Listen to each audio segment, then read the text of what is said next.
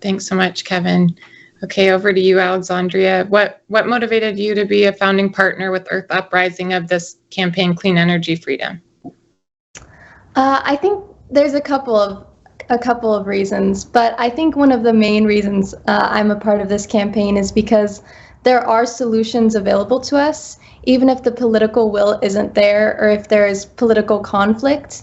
I'm here because there are people in power who can take action, like President Biden mobilizing the Defense Production Act to build renewable energy. And it's really imperative that we pursue all the available solutions and mobilize all the decision makers wherever they are. And I think one of the reasons why youth is so important in this process too is because we're the ones who are raising awareness and making our voices heard on this, and we're also the ones who are going to be there making sure that there's accountability in the process. And so I think that it's important that youth are a part of this, and it's important that we mobilize all the decision makers possible. Great. I really believe that we can and we will transition to an equitable, clean energy economy. I think that this is a very exciting moment in history where we're at the precipice of actually transitioning our entire economy, providing clean jobs.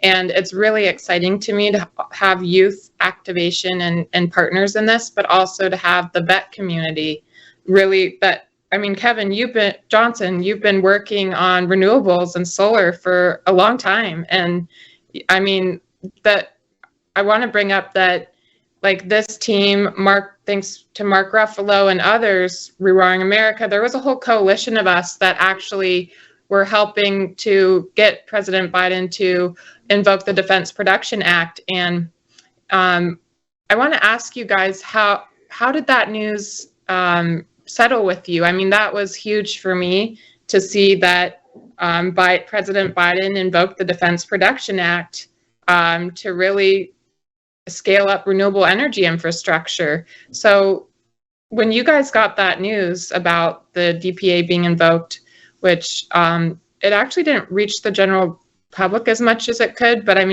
for all of us to be behind the scenes doing that, how did that sit with you? Maybe we'll start with you, Kevin Johnson. Sure. Jolie, as you noted, I've been working in the clean energy space for about 12 years now. A key reason that motivated me to get into the clean energy sector was my deployment to Iraq in 2004 to 2005. As a young Army officer, watching oil fires burn for a year really opened my eyes up to the geostrategic reliance on fossil fuels, both while we make policy decisions to sometimes go to war and the implications when we're at war. 1 in 24 combat deaths when I was there was caused just from moving fuel from point A to point B in the battlefield.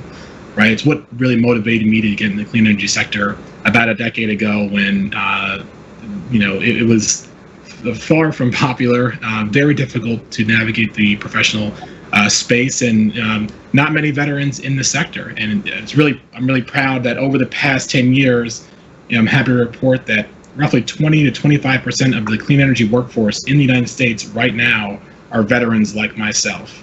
And I've been very, very fortunate to be on the forefront of messaging a lot of these things, a lot of times on behalf of a lot of veterans that may not have the opportunity for things just like this. So coming together with this coalition of tremendous folks, like you mentioned, Rewiring America, Common Defense, Grounded has been a tremendous ally in this effort. The veteran community, national security community, to see that come together over a few short months from our engagement, knowing full well that many, many, many people have been working on those efforts for months and years prior. To see it come to fruition a few weeks ago with the president's invocation of the Defense Production Act is hugely gratifying in so many ways. I think it shows that being engaged matters, right? Lending voice and raising voice of issues matters, both from our youth, from our veterans, our environmental leaders, and industry. Industry is indispensable in these efforts. And to see that come together and to see the president take bold action on a very, very critical issue is very, very gratifying in so many ways. And I think it's incumbent upon us here on this panel, but those in the audience to really lift up, and applaud the president for taking this action. It is not without challenges internally to make hard decisions, and there is still the need to move forward. There are still actions that need to follow from Congress to fully fund the Defense Production Act. So that's the next phase in our campaign, as well as we move the technology forward, the need to train the workforce to be able to implement these solutions, which is another part of this campaign as we move forward. So very, very gratifying. There's fantastic news to receive, and definitely we will be continuing to push forward as we move forward on the congressional side. Great. Yeah, let's move over to you, Alexandria. Given the news with the DPA win, I know there's so much more to do, but how did you feel about that? I mean, I know you were aware of invoking the Defense Production Act. How did that settle with you? I think that, first of all, it really showed me that when we make our voices heard, we can create change on the systematic and governmental level. But it also reminded me why I have hope in the future. I do have hope because I'm seeing really profound changes in movements and in many leaders themselves. It's really interesting because I'm seeing people wake up and push back against our profit-driven society and our society that is causing harm to the environment. And there are a lot of conversations happening about creating a society that centers sustainability in nature. And so I think that it kind of shows what we have to continue doing in the future. And I know it's going to be hard and we're going to see a lot of loss and hurt because of climate change, but just because of the invocation of that, it shows that we're going to adapt to what we've already done and what we need to do to build something better for the future. So I think it set a good example, but it also showed just how much farther we have to go to continue building this future that we have to have. Thanks, Alexandria. Yeah, you've been there since the beginning with Earth Uprising and championing this campaign, and really grateful to have you be part of this. And over to you, Kevin Patel. I know you're also really passionate specifically about solutions to the climate crisis, and I know there's so many solutions to the climate crisis, but renewable energy is a huge solution. Can you talk about how it sat with you given the news with the Defense Production Act and that? Yeah, of course. I think it sends a clear message that President Biden is really wanting to take action on climate. Not only that, it sends a clear message to the communities being affected by the fossil fuel industry, by the use of fossil fuels and extraction, affects the air and water of our low-income communities throughout the nation and throughout the world. So it just sends a clear message to those communities that our President Biden, wants to act on this issue of fossil fuels. And while it's the first step and there's a lot of work that needs to be done, it just shows that, this administration is willing to fight for both the people on the planet and making sure that we can get to the right track of getting renewable energy, making sure that we are decreasing the fossil fuel use. And yeah, I think it's a huge accomplishment. And I am really excited and really hopeful, and that we are going in the right track. We just have to get to the I think the finish line, right? There's still a huge battle left. And so I think we have to continue that pressure, continue that using our voices, and continue fighting for renewable energies and other solutions as well to be implemented.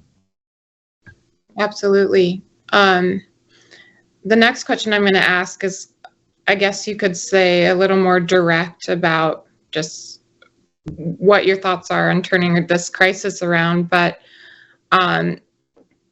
you guys know this, but I personally lost my home to the Kincade fire. So living through and experiencing the loss of a home the climate crisis is very personal to me, and I had to heal from that to really get more grounded and rooted. And my journey has been one of looking for solutions to the climate crisis, because I didn't want to just be inundated and focus on the science and the statistics. I was really inspired by the book Drawdown, which is 100 Solutions to Reverse Climate Change. And it actually gives you and lays out the prioritization and and ranking of each solution per sector. And so I found that book really enlightening, because here was a group, Drawdown, putting together and synthesizing a bunch of solutions. I'd never seen it. I mean, I'd watched Inconvenient Truth by Al Gore and other things, which focused on the problem. Before the Flood focused on the problem. But on the back end, where were the solutions? So I personally was so relieved when I read Drawdown. And then I just started cold calling and emailing those solutionists like, hey, like, could you come out and speak at a summit? And that's when I founded Grounded, because I really wanted to amplify and meet with solutions and solutionists. And so even though the crisis is getting worse and worse, somehow in some way I'm more optimistic than I was 5 years ago or 6 years ago when I started this, because I've learned about all the solutions. And if only the public could know what solutions are out there, I think they would feel a lot less eco-anxiety and a lot more hope. And so I'm more optimistic than I was 5 years ago, even though this crisis is getting worse. And my next question to you guys is, let's start with you, Alexandria. Do you believe that we can turn this crisis around? I know you've been in this space for a long time too. Do you think we can turn this around, given where we are today? I could give a yes or no. I'll say yes, but let me go into, I think that that's a really complicated question, just because considering the rise of extreme weather events we're seeing happening around the world, and also what we're seeing socially, like the conflict, the authoritarian governments, and the rolling back of civil rights. So I think humanity is already really deep into the climate crisis. But I do have hope, and I think that there's a lot that we can be doing, because we do have the solutions that we need to turn this around. And renewable energy is one of the keys and is one of the best solutions we have. And it's a key to just transition. Scientists, governments, and all of the world leaders know that we have to get off of fossil fuels. We literally can't have a livable planet and continue to create new fossil fuel infrastructure. So from now on, we really should be creating only renewable energy. So that's how important it is, because it's the only thing we should be building going forward. And so there are solutions out there, and there's so much that we can be doing. We just have to make sure that those empowering other people know what we have to be doing. So I think it's a collective conscious shift to paying attention to taking care of our environment and talking about the things that we can be doing right in our backyard, from creating spaces for species, to on the governmental level, to lobbying our politicians. There's a lot that we can be doing, we should be doing, but I think that it requires a massive global shift in awareness and also shift in action. Awesome. That's a great response. Let's kick it over to you, Kevin Patel. Do you believe we can maybe turn around the climate crisis is the wrong verbiage, because we're already deep in it, but mitigate the worst impacts of the climate crisis?